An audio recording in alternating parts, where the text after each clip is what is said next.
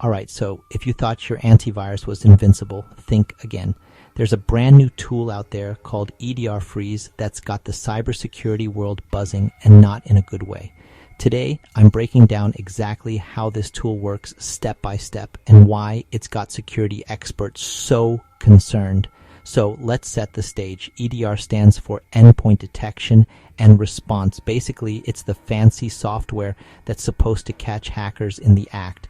But EDR Freeze, it's flipping the script. EDR Freeze takes advantage of a Windows feature called Windows Error Reporting, or WER.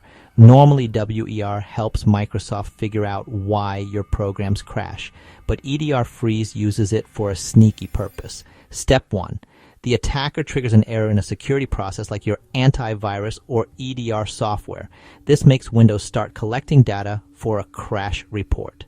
Step 2. While Windows is busy gathering this info, it actually suspends the security software.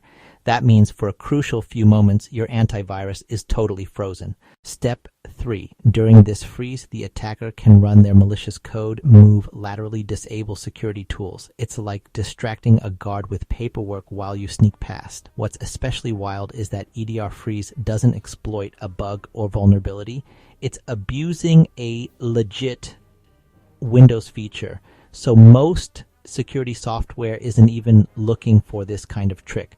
Now, before you panic, remember, this method still requires attackers to have some level of access to your system already, but it's a big wake-up call for anyone who thinks antivirus alone is enough. So what can you do? Keep your systems updated, use strong passwords, watch for suspicious activity, and if you're in charge of security, keep an eye on how your tools handle Windows error reporting.